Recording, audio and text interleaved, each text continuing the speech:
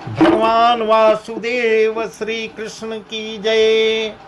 ओम नमो भगवते वासुदेवाय। ओम नमो भगवते वासुदेवाय। श्री कृष्ण गोविंद हरे मुरारी, हे नाथ नारायण वासुदेव। श्री कृष्ण गोविंद हरे मुरारी, हे नाथ नारायण वासुदेव। राधे कृष्ण राधे कृष्ण राधे कृष्ण राधे कृष्ण। द्वारकानाथ की जय। आज का प्रसंग है, बहुत ही सुंदर प्रसंग है। भगवान वासुदेव श्री काली दह में कूदकर कालिया नाग का मर्दन करते हैं। वही प्रसंग सुखदेव जी राजा परीक्षित को सुना रहे हैं और सुखदेव जी कह रहे हैं, हे महाराज, ऐसे बाल लीला करते हुए, सब की रक्षा करते हुए, अपने गैयों की रक्षा करते हुए, बाल गोपालों की रक्षा करते हुए प्रभु श्री कृष्ण ग्वाल बालों के साथ गेंद खेलने लगते हैं और उस इलाके में गए हैं जहां कालिया नाग रहता था। कालिया नाग के इलाके में जाते हैं, वहां तक जो जमुना में निवास करता था, वहां 4 कोस तक उसका इलाका था। 4 कोस तक यमुना का जल विष से भरा हुआ था और ऐसी जहरीली गैसें निकलती थी, इतना खौलता हुआ उबलता रहता था जल कि कोई पशु पक्षी उसके डर से नहीं जाता था। इस प्रकार वर्णन कर रहे हैं। और जो डर कर चला भी जाता था, भूल कर चला जाता था, वह उसके लपट से झुलस उठता था, मर जाता था। इस प्रकार वर्णन कर रहे हैं। और उसके किनारे पर वहां उस इलाके में कोई वृक्ष भी नहीं था। इस प्रकार कह रहे हैं, एक कदम्ब का वृक्ष था जो एक अविनाशी था। उस पर कभी गरुड़ जी आकर बैठ गए थे और अमृत का पान किए। गरुड़ के मुंह से एक बूंद अमृत की उस वृक्ष पे गिर गई थी, जिसके कारण वह वृक्ष बचा रह गया। ऐसा प्रसंग बता रहे हैं। यह कहते हुए श्री सुखदेव जी कह रहे हैं, हे राजन, श्री कृष्णचंद्र जी कालिया को मारना अपने मन में निश्चय कर लिए हैं, ठान लिए हैं कि आज मैं कालिया को मार के ही उसका वो करूंगा। इस प्रकार खेलते खेलते प्रभु इशारा करते हैं साथियों को और उस कदम्ब के पेड़ की तरफ इशारा करते हैं कि चलो उधर चला जाए, और जाके कदम्ब के वृक्ष पे बैठ जाते हैं और अपने मित्र सखाओं को इशारा करते हैं कि गेंद उछालो, मुझ तक पहुंचाओ, गेंद उछालो, गेंद खेलने लगते हैं। वही प्रसंग बहुत ही सुंदर ढंग से सुखदेव जी राजा परीक्षित को बता रहे हैं। तब क्या कह रहे हैं कि प्रभु इशारा करते हैं कि गेंद फेंको, और जानबूझकर छोड़ देते हैं, जानबूझकर हाथ को इधर उधर कर देते हैं। वही गेंद जाके यमुना में गिरती है। जैसे ही गेंद यमुना में गिरती है, प्रभु भी, वासुदेव कृष्ण भी उसके पीछे, गेंद के पीछे, गेंद लेने के बहाने जैसे ही गेंद पीछे जा रही है, वैसे ही कूद पड़ते हैं। गेंद को तैरना चाहिए, दिखना चाहिए। यह सब आश्चर्य की घटना है। यह गेंद कहीं नहीं दिख रही है, उसके पीछे भगवान वासुदेव श्री कृष्ण वहां ढूंढते ऐसे जगह पहुंचते हैं जहां कालिया नाग रहता है। यह आवाज सुनकर, कूदने की आवाज कान में सुनकर वह विष उगलने लगता है, अति क्रोधित होता है और फुंकार मार मार कर कह रहा है, ऐसा कौन है जो मुझको चुनौती दे रहा है, जो मेरे दह में आ गया। अभी तक ऐसा कभी नहीं हुआ था, जब से मैं यहाँ निवास करता हूँ यहाँ किसी की हिम्मत नहीं पड़ी इस इलाके में आ जाए। इस प्रकार मन ही मन में सोच रहा है कि कहीं वह वृक्ष जो अक्षय वृक्ष है, जो अमर है, जो कहीं वही वृक्ष तो मेरे तेज को सह नहीं पाया और वही वृक्ष तो आकर गिर पड़ा है। ऐसा ऐसा स्वप्न देख रहा, ऐसा ऐसा मन में सोच रहा है। या तो कोई बड़ा पशु पक्षी, कोई बहुत बड़ा पशु पक्षी भूल के आ गया हो मेरे इलाके में और बच के नहीं जाएगा। इस प्रकार अब जो अब तक जल में आहट हो रहा है, आहट होता है यों का, वह 110 फनों को अपने 110 फनों से विष उगलने लगा। उसके 110 फन थे। इस प्रकार वर्णन कर रहे हैं। और तब श्री कृष्ण जी तैरते फिरते आनंद लेते हुए विचरण करते हुए उसके सामने पहुंचते हैं। वहां जहां से विष उगल रहा है उनके ऊपर विष का कोई प्रभाव नहीं पड़ रहा है। उस समय इधर जो है ऐसा वर्णन कर रहे हैं सुखदेव जी, उधर प्रभु ऐसी लीला कर रहे हैं, अंदर जमुना के अंदर ऐसी लीला कर रहे हैं। और बाहर जो है, बाहर सखाओं का रो रो के, जो साथ में थे उनका रो रो के बुरा हाल हो रहा है। यहाँ तक कि ऐसा वर्णन कर रहे हैं कि गायें भी मुंह फाड़ के मुंह बाके चारों ओर पागल की तरह रमण कर रही हैं, कन्हैया कहाँ गए। पस हित अनहित पशु पक्षी जाना, ऐसा तुलसीदास जी कहते हैं। इस प्रकार गायें भी एकदम विचलित हो गई हैं, पागल हो गई हैं, बगैर केसव के। ग्वाल बाल थोड़े में ही कहते थे जल्दी से, हे कान्हा, हे श्याम, जल्दी से वहां से निकल आओ। मगर वो तो काली दह में प्रवेश किए थे। कहीं जल के अंदर आवाज जाती है, कहीं सुनाई पड़ता है। ऐसा ऐसा बाहर से वो लोग पुकार पुकार के चिल्ला चिल्ला के कह रहे थे, हे श्याम, हे श्याम, जल्दी से निकलो, जल्दी से निकलो, उधर न जाओ, उधर न जाओ, वहाँ कालिया नाग रहता है। इस प्रकार कह रही हैं। तुम्हारे बिना हम लोग घर कैसे जाएंगे, हे केशव, जल्दी निकलो। हम घर जाके उत्तर भी क्या देंगे कि हम उनको छोड़ के चले आए। ऐसा ऐसा मन में सोच रहे हैं। इतना विचार सोच ही रहे थे, किसी ने, एक सज्जन ने, किसी एक ने जाके यह समाचार जाके वृंदावन में सुना दिया। और सुनाते ही वहां कोहराम फैल गया। श्री कृष्ण जी काली दह में कूद पड़े हैं। इस प्रकार माँ रोहिणी, माँ यशोदा, नंद आदि पूरे वृंदावन के लोग रोते पीटते व्याकुल होके, जो जिधर है, जो जहाँ सुन रहा है वहीं से निकल पड़ता है और काली दह के तट पर आके इकट्ठा हो जाता है। श्री कृष्ण जी को न देखकर व्याकुल हो नंदरानी दौड़कर पानी में, जमुना जी में कूदना चाहती हैं। इधर नंद जी भी कूदना चाहते हैं। तब गोपियों ने बीच में ही हाथ पकड़ लिया और ग्वालों ने नंद बाबा को थामा। ऐसा वर्णन कर रहे हैं।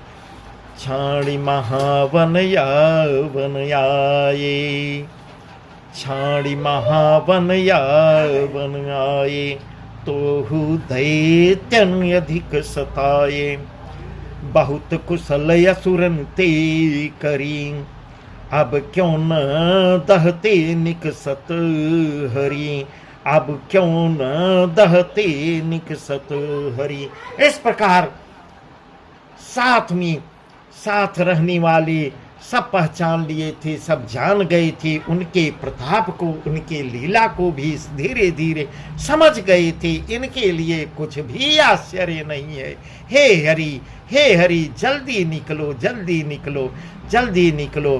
सारे ग्वाल बाल सब इस प्रकार कह रहे हैं। इतनी कथा यह सुखदेव जी कह रहे हैं। हे राजा, कहते हैं महाराज, इधर तो बलराम जी सबको आशा भरोसा दिलाती हैं, उधर जो है श्री कृष्ण जी तैर कर कालिया के पास सीधे चले जाते हैं और उसको चुनौती देते हैं। कहते हैं इतने में कालिया फुंकार करते हुए उनके सारे शरीर से लिपट जाता है, उनके शरीर से लिपट जाता है। ऐसा वर्णन कर रहे हैं। तब भगवान वासुदेव श्री कृष्ण अपने शरीर को इतना मोटा अंदर ही अंदर जल के अंदर युद्ध चल रहा है और प्रभु अपनी लीला कर रहे हैं, बाल लीला कर रहे हैं। इतना मोटा हो गए, अपने शरीर को इतनी मोटी किए कि वह नाग सह नहीं पाया अब और जल्दी से छोड़ के व्याकुल हो गया और ज्यों त्यों लगा फुंकार मार मार कर फल चलाने लगता है। त्यों त्यों वह अपने को बचाती थी। निदान ब्रजवासियों को अति दुखित जानकर इस प्रकार यह सोच रहे हैं कि मेरे ब्रजवासी अधिक दुखी होंगे। ऐसा भगवान वासुदेव सोच रहे हैं कि अभी कोई इस प्रकार वहाँ लोग मेरे प्रतीक्षा कर रहे हैं। यह बात या उनके मन में याद आ जाती है और एकाएक उछल कर उसके सिर पे आके विराजमान हो जाते हैं, नाग के फन पे आके विराजमान हो जाते हैं। और इस प्रकार यहाँ ऐसा वर्णन कर रहे हैं, तीन लोक का बूझले, तीन लोक का बूझले, भारी भई मुरार, तीन लोक का बोझले, भारी भई मुरार, फण फण पर नाचत फिरे, बाजे पगवट तार। इस प्रकार वर्णन कर रहे हैं। तीनों लोकों का बोझ लेके त्रिपुरारी, तीनों लोकों का बोझ लेके उसके फन पे विराजमान होते हैं। वह सहन नहीं कर पाता। कब बोझ के मारे कालिया मरने लगा, हाँफने लगता है, अपनी जीभे निकाल कर पटक पटक कर जीभ निकाल दी, जिससे रुधिर की धाराएं निकल पड़ती हैं। जब विष और बल का गर्व घमंड उसका टूट जाता है, इस प्रकार ऐसा वर्णन करते हैं। जब उसका घमंड टूट जाता है, उसने मन में जाना कि ओहो, तब वह मन ही मन विचार करने लगा, मुझसे लड़ने वाला कौन आ गया, ये कौन हो सकता है, ये केवल नारायण ही हो सकते हैं। तब उसने मन ही मन जान लिया कि नारायण ने अवतार ले लिया है। भगवान वासुदेव श्री कृष्ण की जय। नहीं तो इतनी किसी की सामर्थ्य नहीं जो मुझको परास्त कर सके, जो मेरे विष से, मेरे इतने जहरीले विष से भी बच सकता है। जीवन उसकी आशा नहीं। और इस प्रकार वह व्याकुल होने लगा। अब जीने की आशा छोड़कर शिथिल हो रहा है। तब नाग पत्नियों ने, उसकी पत्नियों ने हाथ जोड़कर सिर नवाकर भगवान से विनती कर रही हैं, हे महाराज, हे महाराज, हे प्रभु, आपने बहुत ही अच्छा किया, जिससे इनका घमंड तो नष्ट हुआ, इनको अति अभिमान भी हो गया था, बहुत अभिमान, बहुत घमंड हो गया था। आपने अच्छा किया, अभिमानी का गर्व दूर किया। अब इसके भाग जाने जो, हे प्रभु, आपके दर्शन भी मिल गए, हम लोग भी धन्य हो रहे हैं। यह भी बहुत भाग्यशाली है जो आपके दर्शन पा गया। जिन चरणों के दर्शन से ब्रह्मा, जिन चरणों के दर्शन के लिए ब्रह्मा आदि देवता जप कर ध्याती रहते हैं, तरसते रहते हैं। वही पद काली के सिर पर विराजमान है। इतना कहकर फिर कहीं कि हे महाराज, हम पर दया कीजिए, हे प्रभु हम पर दया कीजिए, इसे छोड़ दीजिए, नहीं तो इसके साथ हमें भी मार डालिए, हमको भी मार डालिए, क्योंकि स्वामी बिना स्त्री कैसे विधवा हो जाती है, मर स्त्री कैसे रह पाएगी। अच्छा है जो विचारिए, जो प्रभु आपको अच्छा लगे। हे प्रभु मेरा कहना यह है, परंतु जो आपको अच्छा लगे आप वही निदान कीजिए। यह तो जाति का स्वभाव है प्रभु, इसने ज्यादा कुछ दोष नहीं, आप ही के द्वारा दिया हुआ यह अपने जाति धर्म का पालन किया है, जो आप ही के द्वारा मिला है। इतनी प्रार्थना कर नागपत्नियों से सुन श्री कृष्णचंद्र जी उस पर से उतर पड़ते हैं। तब काली दोनों हाथ से हाथ जोड़कर प्रणाम कर कहता है, हे नाथ मेरे अपराध को क्षमा कीजिए, हे दीनानाथ मेरे अपराध को क्षमा कीजिए। मैंने अनजाने में आप पर फन चलाए हैं, बहुत ही जहरीले फन चलाए हैं। हम अधम जाति के हैं, आप ही के दिए हुए सर्प हम, इतना ज्ञान कहाँ है मुझ में। हे प्रभु जो आपने कार्य मुझे दिया है, जो उस जाति के स्वभाव का मैंने परिचय दिया है, हे प्रभु अब तब प्रभु श्री कृष्ण प्रसन्न हो जाते हैं, कहते हैं अच्छा जो हुआ सो हुआ, अब तुम यहाँ नहीं रहोगे, यह मेरा आदेश है, मेरे आदेश का पालन करो, तुम यह इलाका छोड़ के चले जाओ, यहाँ अब मेरा निवास हो गया है। मेरे इस प्रकार सुखदेव जी बहुत ही सुंदर ढंग से राजा परीक्षित को बता रहे हैं। और जब कहते हैं यहाँ से चले जाओ, कुटुंब समेत रमणक द्वीप में जा बसो, यह सुनकर काली डर से फिर कांप रहा है। कहता है, हे प्रभु वहां जाऊंगा तो मुझे गरुड़ खा जाएंगे, गरुड़ जी के डर से तो मैं यहाँ भाग के आया था। इस प्रकार वह फिर विनय कर रहा है।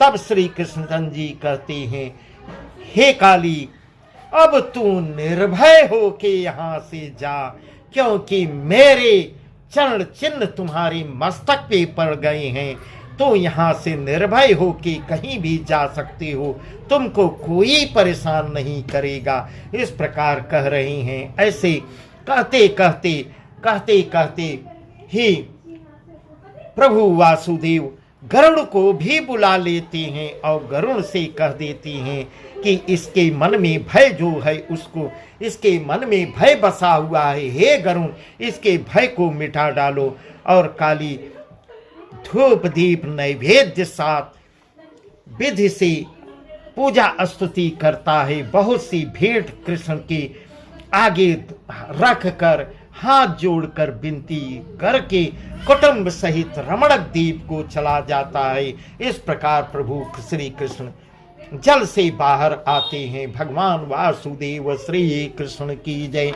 बस आज का प्रसंग यहीं तक। आगे प्रभु दावाग्निपान करेंगे, प्रलंबासुर का वध करेंगे, जो और भी बहुत ही सुंदर बहुत ही अच्छे हैं, जो हम आपको कल बताएंगे। भगवान वासुदेव श्री कृष्ण की जय। ओम नमो भगवते वासुदेवाय। ओम नमो भगवते वासुदेवाय। श्री कृष्ण गोविंद हरे मुरारे, हे नाथ नारायण वासुदेव। श्री कृष्ण गोविंद हरे मुरारी, हे नाथ नारायण वासुदेव। राधे कृष्ण राधे कृष्ण राधे कृष्ण राधे कृष्ण। द्वारकानाथ की जय। भगवसुदेव की जय।